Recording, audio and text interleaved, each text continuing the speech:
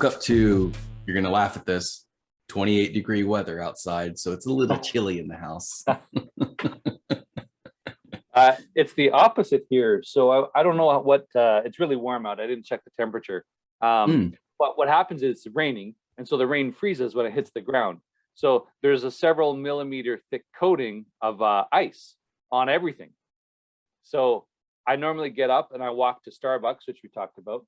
And today I decided, no, I can't walk. Like it's any incline or decline slope, I would be down because it's basically skating.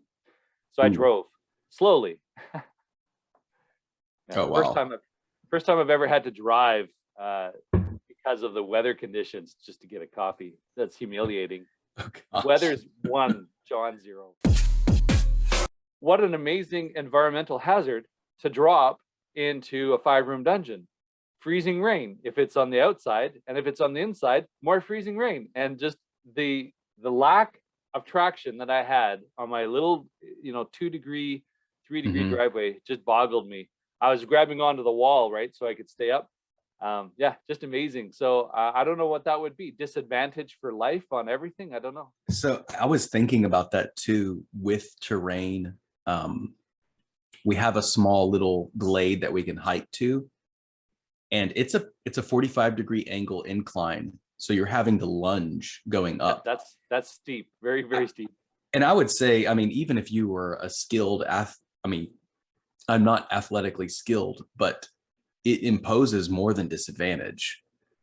And that's kind of what I was thinking about, like, as far as that statistics, I was thinking of like ways to really drive home the feel of slippery ice, where even if you are great at walking, you can't go 5 feet without busting your butt. So like, what do you do? Every 5 feet you move, you do a dex save to see if you fall, things like that. Yeah. Or just hand wave and say movement is canceled. Unless you succumb yourself to the slip and the slide, which would be fun for some players to be like, "Ooh, I wonder how far I could slide." That's perfect. At least in Edmonton here, walking on ice like that is a skill. So in real life, you're making an alertness check of some kind. If your mind is on the task, then you will not fall, unless it's actually physically impossible to stay upright. Like you will see in the YouTube videos of delivery people trying to deliver packages on icy driveways. But you walk. They call it walk like a penguin. So it's basically just equal weight distribution in small distances. So you're never putting too much weight and putting your center of mass outside of what you're used to. And this is where I don't know what I'm talking about. And so then you can walk on ice, no problem. So that's a skill. And to me, it's about focus and attention. So as soon as your mind wanders, you're down. And if you don't know that technique, at least for our kind of ice, that's weird, because in RPGs, we would just normally go to strength check, a dexterity check. It's like some raw power. Yeah, that's a good point. What if it was a concentration check? Concentration, yes, that's it. Or you can't do both at the same time. You can walk or attack, but you can't do both. Yeah, spit out that gum, John. Yeah. Yeah, right. One thing. You've got one job. That's it.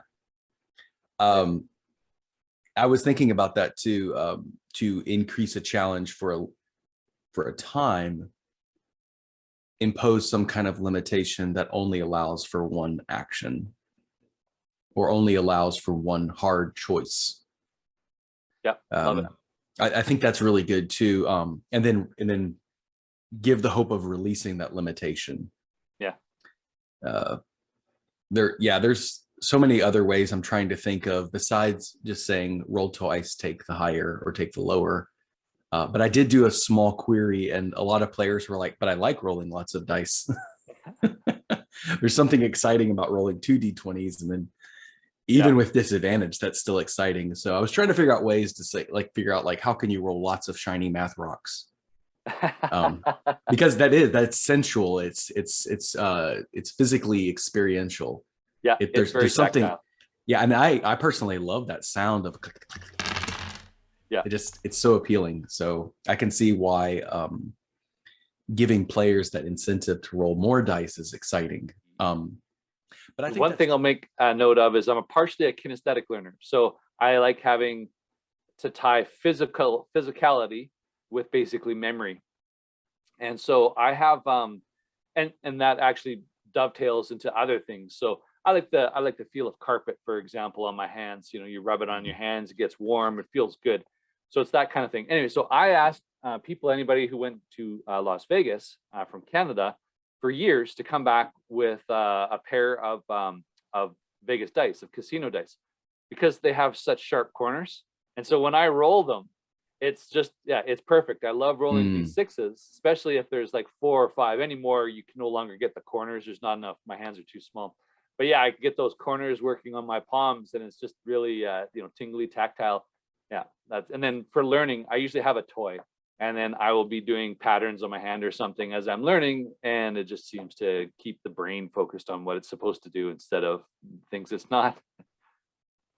When I first started playing with my kids, I was strict about having just pencil and paper and focusing on the audio of the game, the auditory education. And over time, I realized, especially my middle child was way more tactile. So I've allowed things like Play-Doh at the table. And we've experimented with different kind of fidget toys. And a lot of them, if I didn't allow a fidget toy, guess what became the fidget toy? The pencil and paper. And the dice. Oh, the dice. Stacking the dice, and then it toppling over and just creating this gargantuan mess, disrupting the game. So we've experimented with a couple fidget toys and finally landed on Play-Doh because it's silent. And after our games only go about an hour, maybe an hour and 30 minutes. And at the end of that, there's this craft of the monsters, the witch's hut, anything that occurred in the game, little Play-Doh miniatures. It's absolutely perfect for the fidgeting and the kinesthetic learner. Very cool. Which, I don't know if this is pretty much in every game, but it seems like there's a fantasy with drinking ale in a tavern when it comes to RPGs. And I think about like the social, at least what I've read about, and I think what occurs most of the time is that you go to a tavern to socialize. You go to a tavern to get the gossip and chew the fat and hobnob. And in a sense, before social media and digital expressions and communication, that's where you got your information. Yes. Yeah. The community. Yeah, absolutely. And before potable water, that's how you got your liquids. Yeah, absolutely. Safe to drink. Wine or some kind of ale. I don't know enough history to comment on this wisely, but the manufactured drinks were quite often safer in certain regions at certain times. So. I've only had one player insist, no, I drink only water in the game. And now I'm thinking, like, it never occurred to me to check to make sure that water was safe to drink. Yeah. But I guess in a fantasy world, a lot of times, like, I guess they could clean the water. I don't know. I never explored that world building tip. Anytime I want to disabuse my players of stuff like that, I show them the source. So, you see the innkeeper open the door outside with a mug in his hand, an empty mug. You can see just beyond, he's walked down the steps. There's the, I've just forgotten the word, but that's the box that the horse drinks out of. He dips the mug into that, and then he comes back in. Moments later, he shows up at your table, and then there is a fresh, cold, water-filled mug before you. Help yourself. Absolutely. That's a hint. That's wonderful. Yeah, so the players, they can use that hint to infer the information. Yes. Yeah, show, Perfect. don't tell. Yeah. Mm-hmm. Classic. Yeah, that's good too, especially if you want to, you always want to put danger and risk in the game, but the art of building up to it is a technique that's learned over time, because you could just drop like, boom, a monster shows up and it's like, okay, random. But if you hint at it, then the players are almost expecting it. And then when it happens, it's like, oh, I knew it. Yeah, the payoff. Yeah. It's kind of like a good stout. My friend Django is a master at that. So I really disliked for many years minimalist thrillers. So there's one with a couple that are in water, and so sharks start bumping them and whatnot. But it starts out with them kind of speculating for the audience's benefit about the dangers that are in the water. And then there's a minor attack, I think a jellyfish, spoilers. And then, it keeps ramping up and up. And so Django would do the same with the signs of the monster before its lair, and then the signs of the monster in its lair. But in a Hitchcockian fashion, we had no idea what the monster was. We saw claw marks, but we also saw other things that said, okay, well, what is this? And just a really delicious drama built up over time. And so I was saying, like a stout, like I'm used to drinking a Coca-Cola or a Pepsi. You crack open the can, you drink half of it in the first thirst quenching gulps, but not in a stout. You take your time. It's not a sipping drink. I have no idea if I'm drinking and I'm killing age-old traditions here, and a lynch mob will come out. But if they assemble at the front of my driveway right now, good luck reaching my house. It's just ice. But yeah, anyway, so like a good drink, you savor it. Like this coffee, I'm not going to just pound it down like I would a soda. And so a stout, like a good monster, like good drama, you build up to it. There's my metaphors, like 8 of them all stacked up on each other, like a terrible stack of beer pancakes. But that does remind me that I think a good RPG is a lot like a good meal. How so? I think that like when we eat, it's one of the only social things we can do using all 5 of our senses at the same time. We hear the clinking of the glass and even the smacking of food. We smell the food. Yeah. We taste the food. We also see the vibrant decorations of people eating, and as well as the food itself. We also feel the food. Feel the food. Yeah, the texture as well. And I think I read somewhere, I don't know, I was doing some searching around and found out that communities that eat with their hands have more of a colloquial family style feel. And so, I know in my world, my culture, a lot of times tacos symbolize that family meal. And I wondered many times, like, is that because we're eating with our hands? And I had a friend of mine, comida sabe mejor cuando está comiendo con las manos, and food tastes best when it's eaten from your hands, is what that meant. And it always stuck with me. I'm like, I think that's true. I think there's something about eating together, and what I believe it does is it does some kind of bond and connection. And so you take that a step further into business, and you think about those big business deals done over like sushi and sake. Oh yeah. Like high end, big pressure. But what is it? It's done over a simple meal with usually eaten, well, maybe not with hands, I guess with, chopsticks or forks or however you do it. But it's a simple exchange of food and drink. And if you think about even like meeting someone for a first date, usually involves some kind of food. And I think that's a lot of why food is represented in RPGs, because we know inherently that food and drink connects us. And the more often we do that together, you build compounding relationships. And if you think about it, when you're mad at someone, it's really hard to eat with them. It's awkward. And it's like you can hear every clink of the fork or sip of the water is a testament to the silence that is between you. Good point. That's true. I think develop from the point of planning the meal, developing the meal, to serving the meal, to even enjoying the post meal is a lot like a dungeon master or a game master preparing a game. I've found so many patterns to that. Yeah, very cool. My beef with published adventures these days, at least the larger ones, is they're texts that you have to memorize and study. And you can tell when a game master is like 1 or 2 seconds behind on a published adventure, not just from the page flipping, but they're just especially if the adventure doesn't give them logic for them to make deductions and kind of carry the game forward. Nope, they have to understand and remember and try to figure out what the module wants, not what they want. And you can see the brain conflict going on there, the delays and the lack of confidence and stuff. And so and then I'm encouraging people to homebrew in the newsletter, because you internalize it. You not only remember it, but you understand it. And then because you understand it, you can think it. So if a player does something you don't expect, then you can draw upon all of the thinking that you've done in lateral fashion or sideways fashion of all the stuff that you've built. And you can say, okay, well, I can pull this ingredient like a chef, and this ingredient, and here's the new situation that I didn't prepare for. But do that in a published module.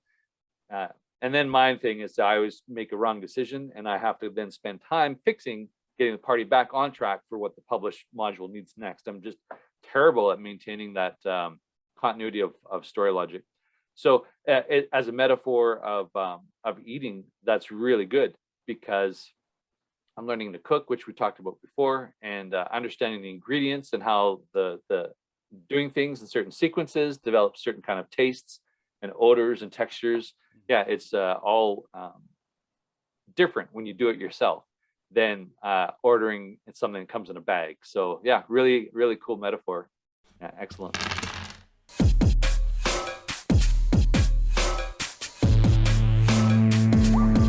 No, I'm just reading. I still read published adventures. I just like to see form ideas and form opinions about how to write adventures, how to create adventures. So one of them was in the box text, the adventurers step forward, and the envoy handed each of them a thing, and the characters opened the thing, and then each character got X.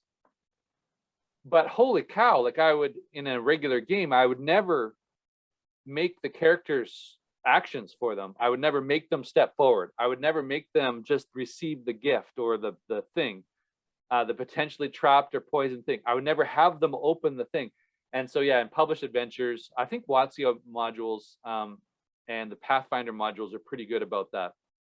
But it's the other less experienced designers that do that to a GM. And there's a difference. If it's a campaign starter, that's fine. There's a point I say when, okay, you now have control of your characters. Yeah. Everything else I'm controlling just to set the scene. I want at least one predictable moment in the entire campaign. Yeah. Give it to me. I was going to ask you about that, because I told a GM the other day, okay, when you're starting a campaign, it's okay to say bada bing, bada boom. This is where you begin, and this is what is happening. And this is, I was saying, this is the last time you will be able to tell the player, this is the decision you made. Yes. Yeah. And I think control their minds. Yeah. Yeah. The example was you're broke, busted, and disgusted. You're down on your luck and you're lying in a ditch. Yeah. Bottle of alcohol, and that's it. And my hands are off the wheel. Now, how do you proceed?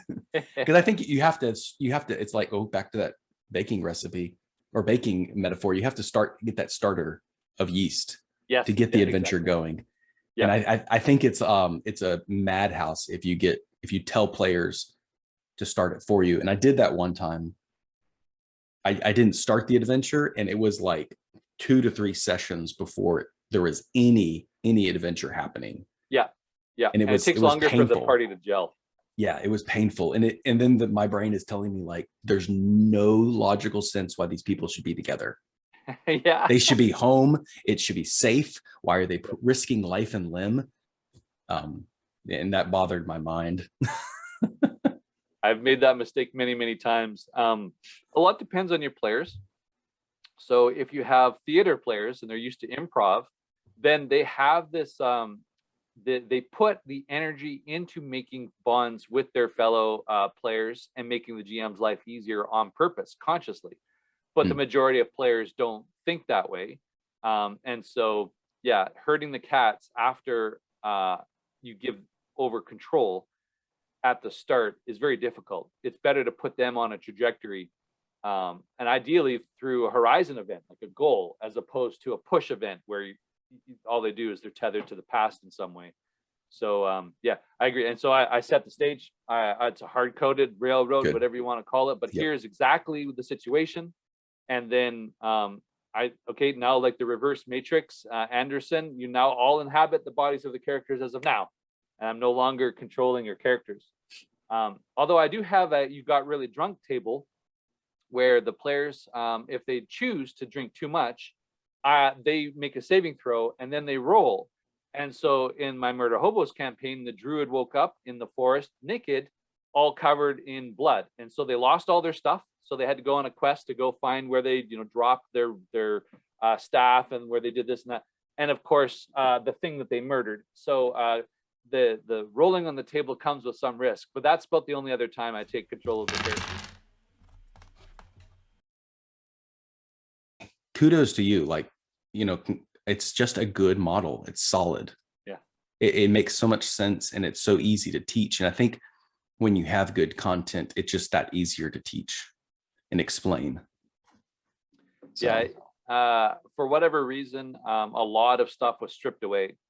So when you get down to something that's simple, then people feel empowered to use it as a tool. So a hammer is pretty simple in design. A saw is very simple in design. But a table saw that I saw at a department store the other day I was looking at had, I don't know, it was like 60 functions or something. And, it's got miter and it's got this and it's got that. And, I backed away slowly. Hammer and saw still works. Yeah. Yeah. So I'm switching gears a little bit here and thinking like, what are like the most misunderstood rules of RPGs? And we talked a little bit about movement, how that's kind of wonky, or like slipping on ice, for example. The rules for that are pretty generous to the player's success. Where in our world, it's very difficult to walk on ice. Awesome. Yeah, learning RPGs and skills, a lot depends on game system. And I would argue, actually, it's almost entirely dependent on the game system. And the game systems to me are like art. And let's choose painting as the medium of art that I'm going to talk about. So there are the realists, and then there are those who create abstract art, and those who create art purely on meaning. Like I love Salvador Dali. And then there are more representational art. And so you have to look at a game system. If you look at a game system through that lens, you can see how much of a simulation, how much in the game corner, and how much in the setting corner, which is the simulation corner, a game is trying to achieve. And so you get the really complex rules games. You have BattleTech, which is not an RPG. There is a BattleTech RPG, but the BattleTech war game is heavy on the simulation side. Certain things like Rollmaster and whatnot try to simulate certain things. And then you have those that are stories. So Blades in the Dark doesn't try to simulate a universe, and it doesn't try to reproduce reality in some very, in a way that you could just say, oh, well, if it works in Blades in the Dark, I can try it in real life and succeed, because it's not based on that. So just like a painting can be, I'm drawing it to be realistic, or I'm drawing it to have an impression and an effect and experience. And usually it's both, but that's where I start. And so if a game system is not trying to simulate a very specific aspect of reality, then what is there to misunderstand about rules that are there to create an effect? And therefore, I think it's the GM does not understand the philosophy or the paradigm of that game system. And when they try to GM it, they're trying to GM it like a realistic painting, and it's more of a pointillist, or it's more of an abstract kind of a painting. But if they understand, oh, I am now channeling Dali, I'm going to run it like Dali, and Blades in the Dark now comes to its full game design potential, because the GM is running the game like the game designer had intended it. Whereas if you run Rollmaster or another like Harn or other Mithras, and other games that have more complicated mechanics and attempt to mirror reality, then you have people don't understand attacks of opportunity. Is that when you enter a square or leave a square? People don't understand how to do mass battles, and people don't understand. So it's a tough question to answer in a general sense. But what do you think? What in your experience, what do you think? I see that now. Asking the question, I betrayed that my thought was trying to recreate reality through a fantasy role-playing game, which is not my intention. And never has been. No. I've never tried to recreate reality, but more like impressions of human experiences. I know sometimes in my game, I would think of a real story in my life. And I would think, how would this look like in a fantasy world with fae creatures and demons and devils? What is it like? What is it like to experience this? And then I would go through the, like a bestiary or monster manual, think, oh, that monster really represents night terrors or something like that. Yeah, that monster's going to leave a blue spot for sure. Yeah. And I think that's what I think. I don't have a lot of experience with, the 4 kinds of art you described, but I think leaving impressions on people's experiences, because I think, as many people as there are fewer experiences, but it's the person going through that experience that informs how that experience was portrayed or understood. And taking everyone, or what I mean everyone, like all the players at the table at the same time through that similar experience, it creates simpatico. It creates understanding and camaraderie, brothers in arms, which is a very powerful feeling. It's hard to ignore. It's hard to ignore that feeling you have. So I know in my games, I like reskinning life experiences. Nice. Yeah, that's what I like doing. And I have gotten a little bit of feedback from people who kind of look at me and say, wait, I think I know what you're doing. That was really good. I feel like I was just, you simulated something that I have experienced in my life. And I kind of won. I won this time. My character won, excuse me, but I got to experience that feeling of winning. Yep. I had one player, I think I was introducing devils in the game, and they were cunning and crafty, and they got all the time in the world, so they love toying with mortals.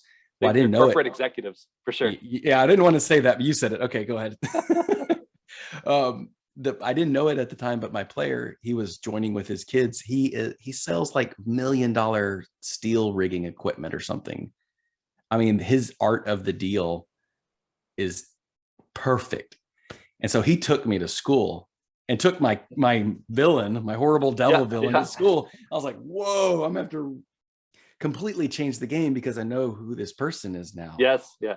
Now, not only did I learn some incredible techniques of negotiation from him and learned how to deal with like this super optimized player at the table. Yeah. He's an optimized player, so it's very difficult to present a negotiation role-playing challenge to him and come out feeling like I won.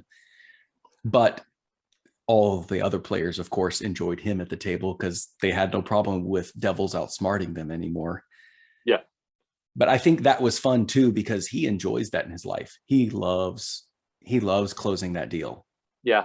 And he probably enjoys being able to say things that he cannot do in real life. The bounds are a little bit different for him. And so that's fantasy sandbox time for him. Yeah. Oh, absolutely. Yeah. And so with no experience with role-playing games and just kind of starting it because he was just trying to connect with his son, he walked away from that, 2-year experience like, I could do this often. This is great. And he could see how it would be beneficial for coworkers to come together. Yes. Yeah, for sure. And solve a challenge in a simulation experience. Yeah. Yeah. Half the battle of the storming portion of teams.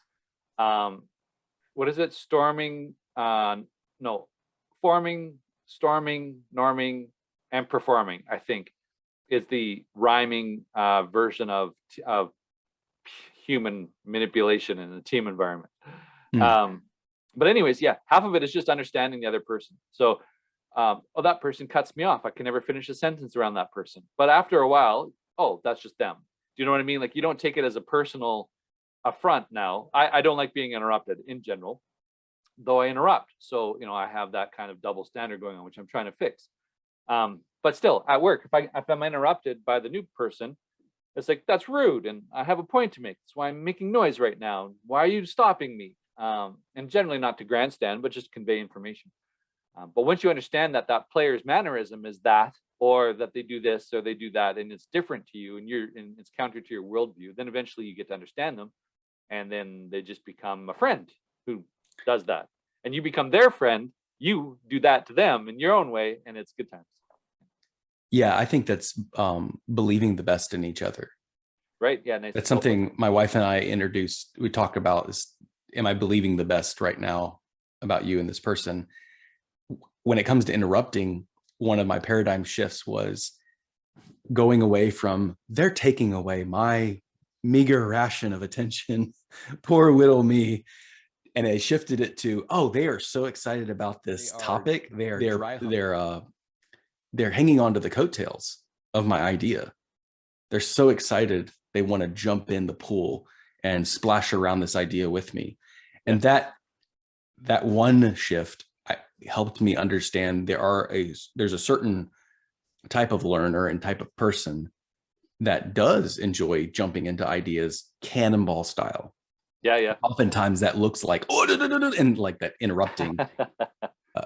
So I think simple shifts like that can help you realize, like you said, I'm making a friend. I'm not believing they woke up this morning with their to-do list, like make John's life miserable.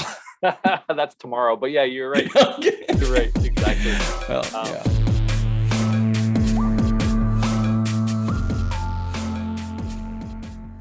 So it's always been a bane of GM's existence of player knowledge versus character knowledge. And a classic example that recurred in my inbox many times was players who knew archery or martial arts. And then they came to the table with their understanding of reality, which is much greater than my own, on what is possible, what is plausible, what is probable. And so to GM them then becomes a problem, because they'll, without understanding the spirit of role play and abstraction, they will want to correct the rules. They will want to change the way that you are adjudicating things based on their knowledge. So with your player who is the master negotiator, my answer to you is to come up with alien minds. And he is counting on rationality, of human rationality, and he is counting on certain social techniques working. Like the last person to speak generally loses, no, is it the first person to speak after a trial close loses the sale, in salespeople language. Yeah. Glenn Ross style, right? Yeah. And so all these little manipulation techniques and things. But yeah, throw in. So as GMs, we try to make things rational to ourselves so then we can portray them properly to players. And therefore we kind of make knowable, understandable, logical game pieces for players to interact with. And you can throw those players off with a handcrafted hand bow that doesn't obey archery rules, that can't shoot around corners, or that is rapid reload or whatever. And you can have the alien mind that doesn't respond in a way that the master negotiator gets cues from their real world experience. So I'm going to take that maybe out farther. So I'm thinking of another player I had who was an accountant. Okay. And I don't have a strong money mind or financial mind. And oftentimes my wife will joke that I'll add zeros to numbers. And to me, it's just arbitrary. Like, oh yeah, it was like 1,000 people there. And she's like, you mean 100?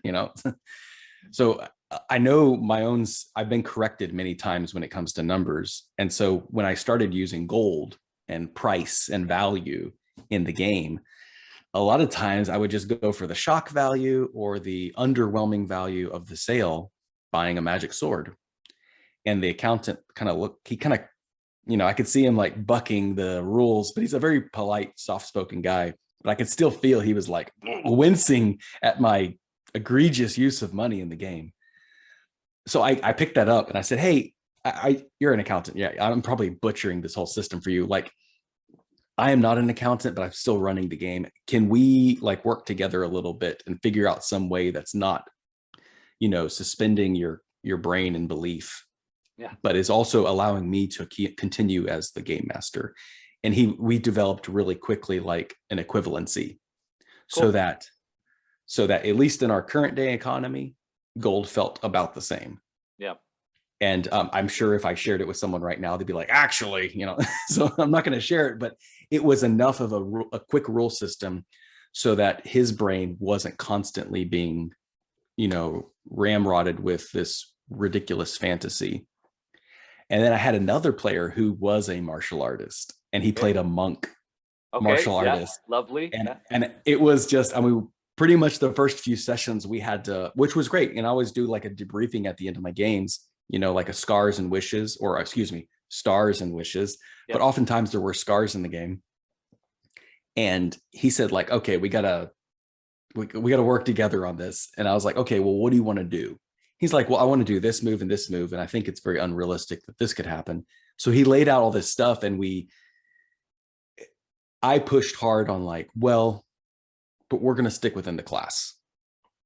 Now, flavor wise, like description wise, I want you to go with that. And at this point that I'm entertained, I might give you some leeway, because to be quite honest, we're all enjoying your descriptions of how you're dismantling your foe. But this is an immortal devil you're grappling. And he's like, yeah, right. Oh yeah, I understand. I was like, he doesn't have a spine. Like the creature does not have a skeletal structure. So, there's like, you going back to what you said about that alien mind. So I think you can do both. You can kind of like expand your fantasy world and say, yeah, but the rules of reality don't apply here. But then I think it's also fun to work with the player, especially if it's their expertise. Yeah. When my player's a writer, for example, I let him write, 1,000-page backstory. Go ahead, bring it to the table, have scripts prepared of what you want to say, because their mind does lots of pre-planning. And so you force them into an RPG game, which is very present. A lot of times they'll fumble and they'll fluster and they'll be upset, like, it didn't go out the way I wanted it to, because their writer mind is so used to having everything laid out before the production. So I think like it's that balance between working with your players as far as like, well, how much work do you want to do as a player? Would you mind helping me tweak the system a little bit? Plant lovers and herbologists. Yeah. They know the flora and fauna really well.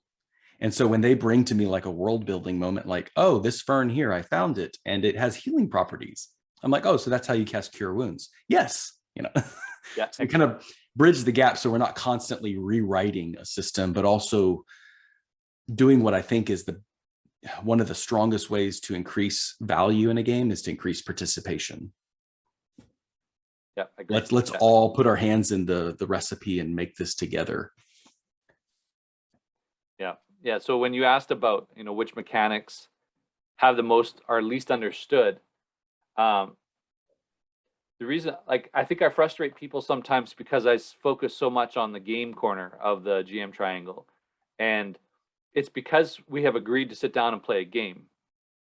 And I had a discussion in the Discord about whether you should use meta bonuses to reward for good role playing, whether you should reward players versus the natural outcomes of gameplay.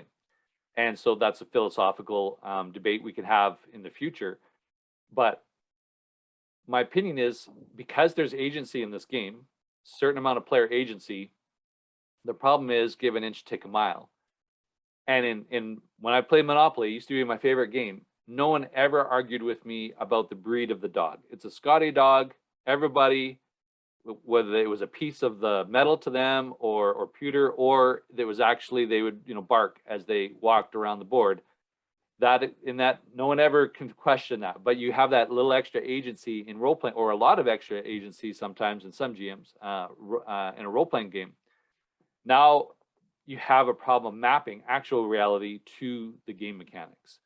And so when you look at combat, for example, almost every game system has a conflict resolution system, which is thoroughly abstracted. In D&D, it's a fight to the last hit point, and you suffer. Your condition is the same at 1 hit point as it is at 100 and 0, at 100 and 1,000.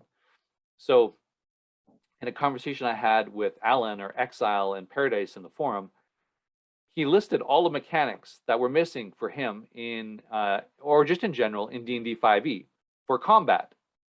Things like chases and things like mass battles and things where different maneuvers. And so 5e has a set of combat mechanics that involve push and grapple and things like that. But just as a human on Earth, you're going to want to match your expectation of outcomes to the game and expecting something there. And that's really tricky. So I think actually every mechanic is possibly difficult for a GM in that sense. Yeah, I think so too. Speaking of combat, I follow someone on social media. They're called Sellsword Arts, and they're amazing acrobats. And I think they mostly perform as stunt doubles. They teach parkour and body mechanics and things like that. And he does two different kinds of lessons, like video lessons. He does one where he teaches fencing and swordplay.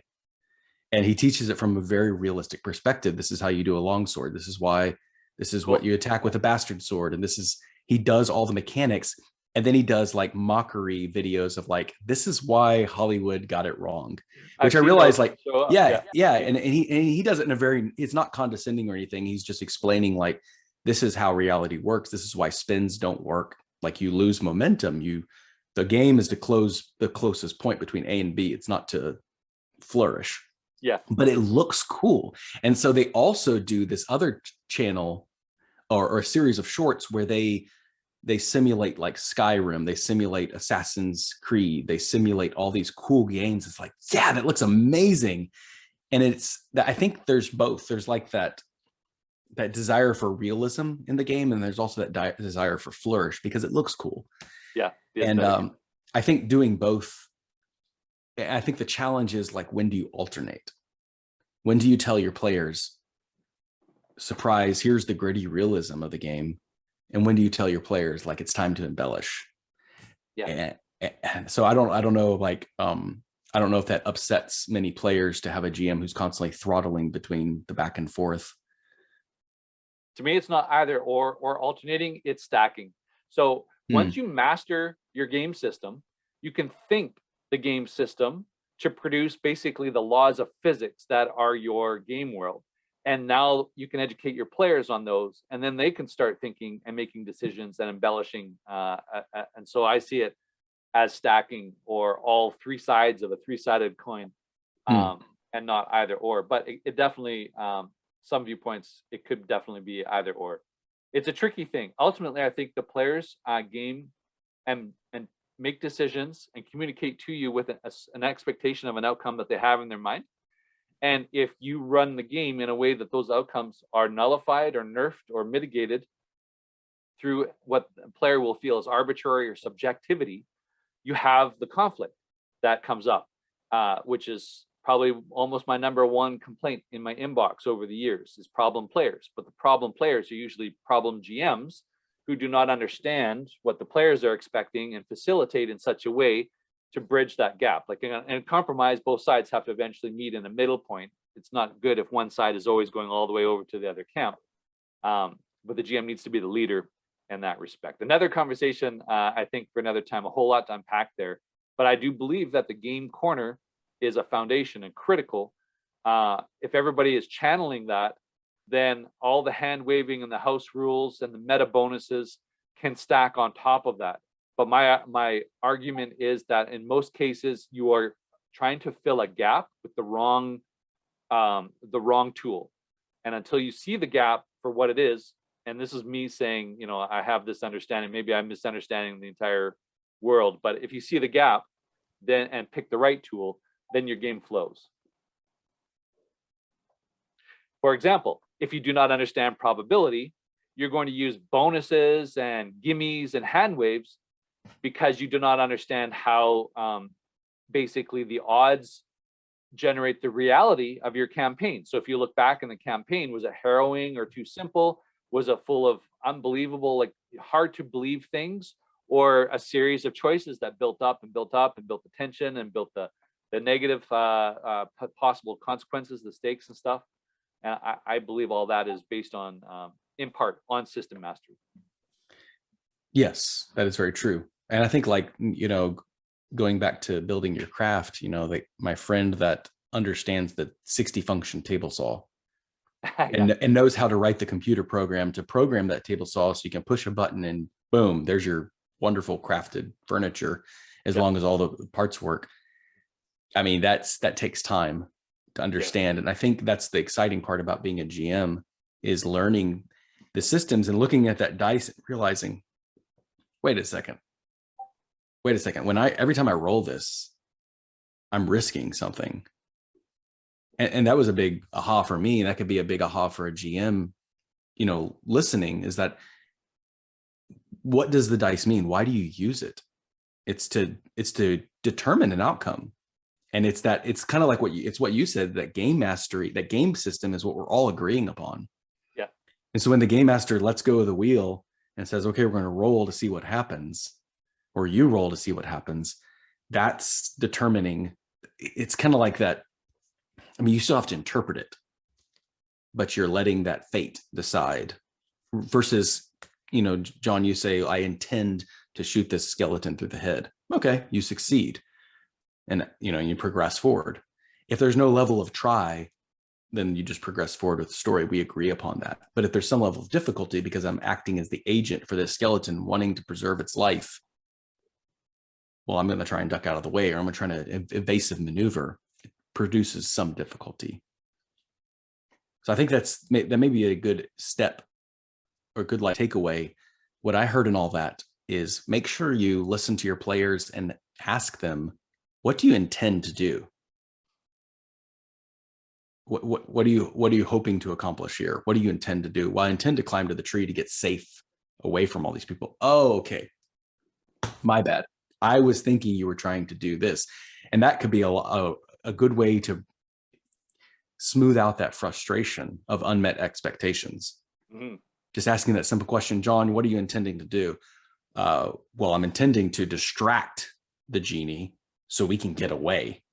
Okay, well, that's not as difficult as distracting him so you could assassinate him, right? It's easier to skirt away because you're such a small person compared to his large size. So intention is very powerful. Agreed. Yeah, I've got musings there talking about, if you can handle, if you can figure out the why and the what, then you can just let the players do the when and the how.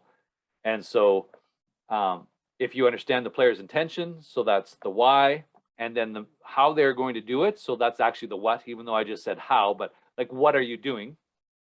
It's up to the players to decide how their characters act and the choices they make. And so that can relieve the GM of a lot of that mental load. They don't have to worry about anticipating what the players will do. They need to figure out the intention, and then now you have that, you can do the deduction and the inference based on system, story, and setting mastery. Yeah, for sure. Well said. Ish.